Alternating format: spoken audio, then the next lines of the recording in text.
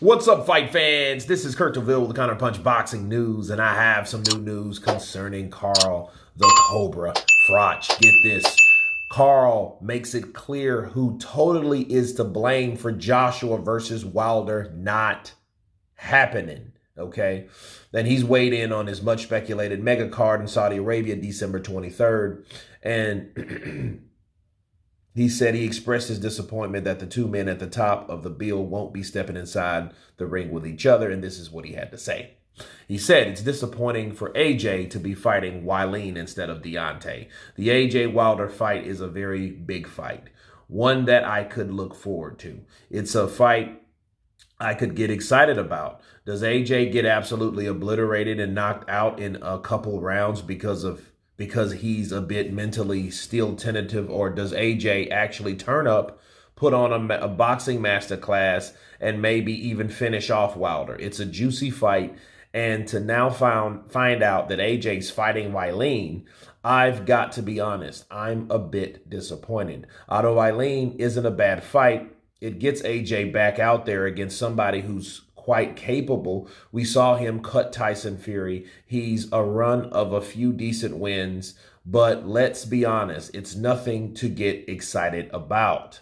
And the Cobra went on to make it clear who he blames for Wilder versus Joshua not happening. He said, I put the blame totally on Eddie Hearn or Anthony Joshua, because if AJ wanted to fight Wilder and he thought he was confident enough to make a statement and fight someone like Wilder, then what a statement would that be? It's a mega fight. Now that's been pulled. The fans have had a rug pulled from under our feet. Those are the words of Carl the Cobra Froch. And let me counterpunch.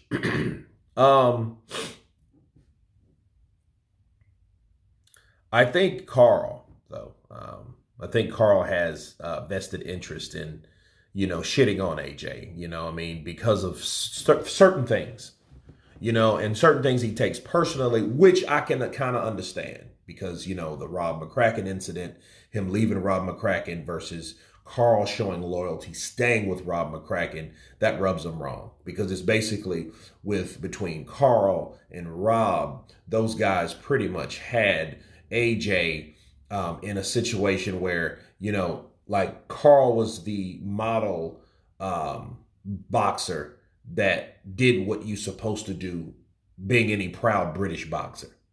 AJ didn't go down that route, but AJ received more praise, more accolades, and more money.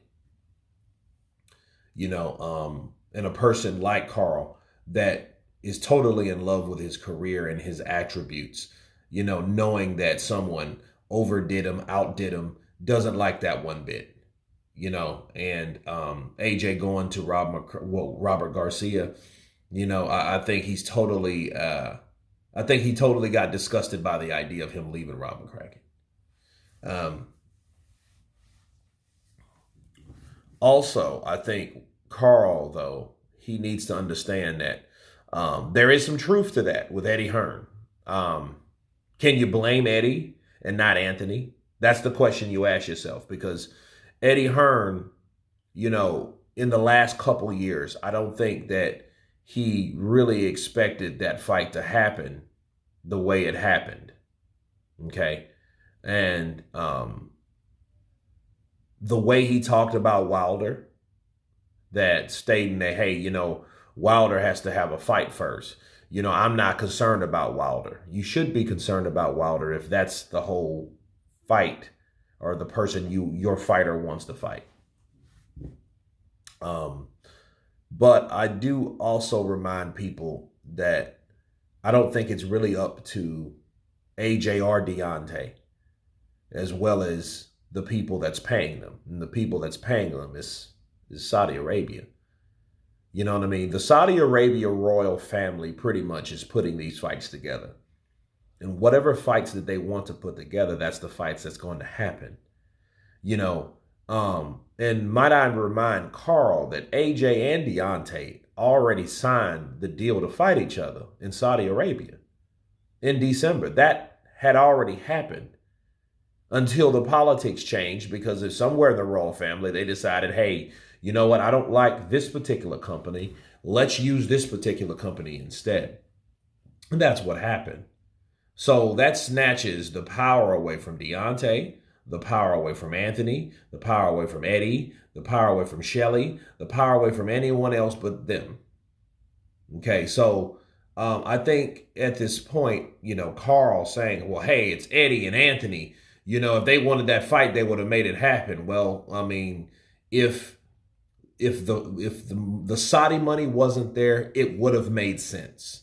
Why? Because then they could have, in fact, offered Wilder a deal to fight in the UK, a big Wembley fight, 2-fight deal, one in Wembley, another one probably in America or Africa. That was on the table at one point.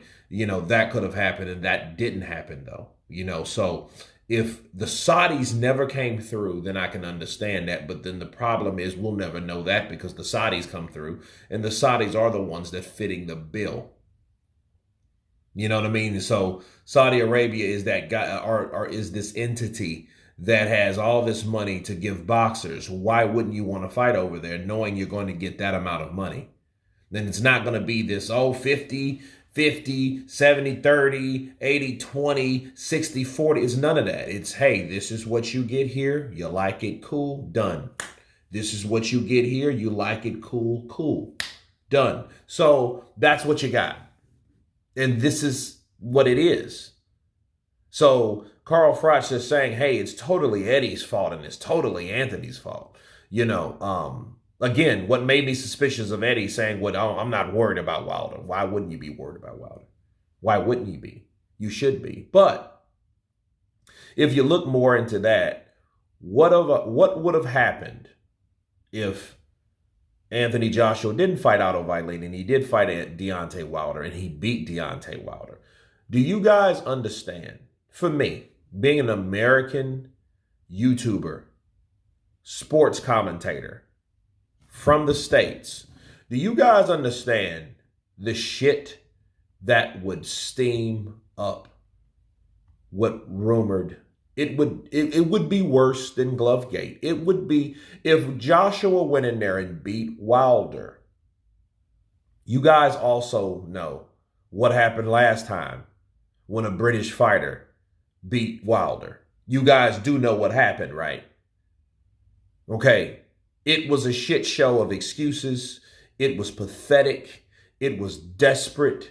It was a bunch of lies. It was a bunch of accusations. It was a bunch of false narratives. Listen, everything that could have happened to Deontay Wilder happened to Deontay Wilder, including cheating and espionage and cover-ups and, all types of stuff, man. Listen, if that fight would have happened and Wilder hadn't had a fight, the first thing people would have said, hey, man, he wasn't ready. He'd been out of the ring too long. He should have fought somebody.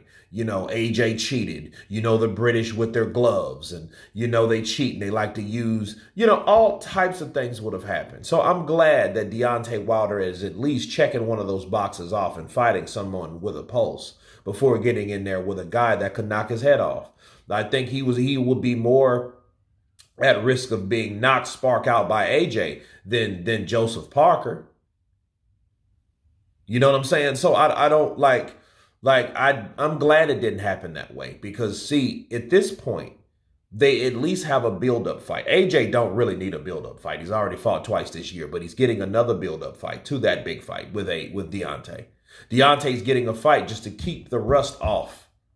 Okay, which I'm glad. And he should. Because going in there with that fight and he loses is going to be excuses after excuses after excuses. So yeah, I'm glad to hear it.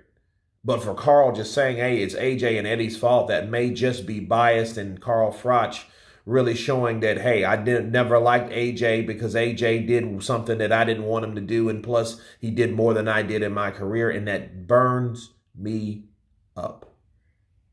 But anyway, you guys tell me what you think of Carl the Cobra Froch explaining who's to blame for AJ and Deontay not fighting each other December 23rd. Of course, please subscribe. And you guys been Counterpunch.